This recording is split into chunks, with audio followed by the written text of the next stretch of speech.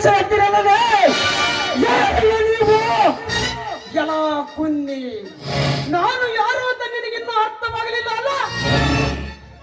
ಕಾಲಲ್ಲಿರುವುದು ಮಚ್ಚೆ, ಕೈಯಲ್ಲಿರುವುದು ಮಚ್ಚು.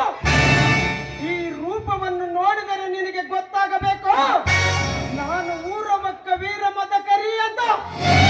ಹೇ ದಳಪತಿ, ರಾಮ ರಾಜ್ಯದ ಕನಸು ಕಂಡ ಮಹಾತ್ಮ ಗಾಂಧೀಜಿಯವರ ಕನಸು ನನಸಾಗಬೇಕಾದರೆ ನಮ್ಮಂತ ಯುವಕರು ಅನ್ಯಾಯದ ವಿರುದ್ಧ ಉರಿದೇಳಬೇಕು. ಧರ್ಮಕ್ಕೆ ದ್ರೋಹ ಬಗೆದವರನ್ನು ಕಾಲಲ್ಲಿ ಹಾಕಿ ಬಂದಿರುವ ವೀರ ಮದಕರಿನಲ್ಲೇ ನಾನು.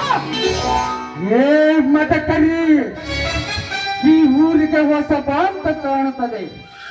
ನನ್ನನ್ನು ಎದುರಾಕಿಕೊಂಡರೆ ಸತ್ತು ಹೋಗುವಲೇ ಮಗನ. ಸತ್ತು ಹೋಗಲು ನಾನೇನು ಹೇಡಿಯ ವಂಶದಲ್ಲಿ ಹುಟ್ಟಿದವನಲ್ಲಲೇ. ವೈರಿಗಳಿಗೆ ಆಮಂತ್ರಣ ಕೊಟ್ಟು ಕೆಣಕುವ ಗಂಡುಗಲಿ. ಲೇ ದಳಪತಿ, ಇಷ್ಟು ದಿವಸ ಈ ಊರಿನಲ್ಲಿ ಅಧರ್ಮದ ಧ್ವನಿಯಾಗಿ ಮೆರೆಯುತ್ತಿದ್ದ ನೀನಾಗೆ ನೀನು ತಿದ್ದಿಕೊಂಡರೆ ಸರಿ ಮಗನೇ. ಇರದಿದ್ದರೆ ಪ್ರತಿಯೊಂದು ಕ್ಷಣದಲ್ಲಿ ಸಿಡಿದಾಡುವೆ ನೀ ಮಾಡುವ ಕೃತಿಗೆ. ದುರ್ದಿಗೆಟ್ಟವನ ಮಾತನಾಡಬೇಕಲೇ ಪುಣ್ಯ.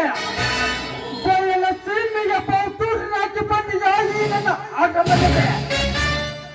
ಲೇ ಮದಕರಿ, ನಾನು ಮನೆಯಿಂದ ಹೊರಟರೆ ನೆಲ ಮುಟ್ಟಿ ನಮಸ್ಕರಿಸಿ ಮುಗಿಲಿ ನೋಡ್ತಾರೆ ಈ ಊರಿನ ಜನ. ಇಷ್ಟು ಧೈರ್ಯದಿಂದ ಮಾತನಾಡುವ ನೀನ್ಯಾವ ಪುಡುಗೋಸಿ? ಆಗಲೇ ಹೇಳಿದ್ದೀನಲ್ಲೇ ವೀರ ಮದಕರಿ ಅಂತ. ಲೇ ದಳಪತಿ, ಇಂದಿನಿಂದ ನಿನ್ನ ಪಾಪದ ಪುಸ್ತಕವನ್ನು ತೆರೆವೆ ನೋಡಬಹುದು. ಒಂದೊಂದು ಪುಟಕ್ಕೆ ಒಂದೊಂದು ಶಿಕ್ಷೆಯನ್ನು ನೀಡುತ್ತೇನೆ. ಬಡವರ ರಕ್ತ ಏರಿ ಅನಾಥರ ಬದುಕಿಗೆ ಕೊಳ್ಳಿಯನ್ನಿಡುತ್ತಿರುವೆಯಲ್ಲ, ಆ ನಿನ್ನ ಅನ್ಯಾಯವನ್ನು ಸರಬಡಿದು ಏ ನಿನ್ನ ಅರಮನೆಯ ಮೇಲೆ ನಿಂತು ಕೇಕೆ ಹಾಕುವ ಮಗನೇ. ನೀನು ಎಷ್ಟು ಕಾಜು ಎಂದು ಬದರಿಕೊಂಡರು ನಿನ್ನ ಕೂಟಿಗೆ ಕರಳೆ ತೋರಿಸುವರು ಯಾರು ಇಲ್ಲ. ಇಲ್ಲಿ ನಾನು ಹಾಕಿದ ಕೆರೆಯನ್ನು ದಾಟಿದರೆ ಅವರ ಮೈ ಒಳಗಿನ ಪರಿಯನ್ನು ತೆಚ್ಚವಲೇ ಮಗನ. ಬಿಚ್ಚಿ ಹಾಕಲು ಇದೇನು ಸಾಮಾನ್ಯ ಸರ್ಪವೆಂದು ತಿಳಿಯಬೇಡಲೇ. ನೊಂದವರ ಮನವನ್ನು ತಣಿಸಲು ಬಂದಿದ್ದೇನೆ ಕಾಳಿಂಗ ಸರ್ಪವಾಗಿ. ಹೇ ದಳಪತಿ, ನನ್ನ ಪ್ರಾಣದ ಪರಿವೇ ನನಗಿಲ್ಲ ಮಗನೇ.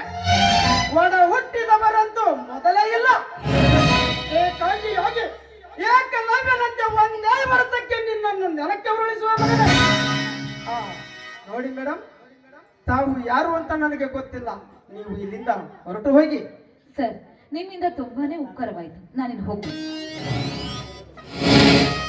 ಲೇ ದಳಪತಿ, ಇದು ನನ್ನ ನಿನ್ನದ ಯುದ್ಧದ ಅಧ್ಯಾಯ ಇಂದು ಪ್ರಾರಂಭವಾಯಿತು ಮಗನೇ.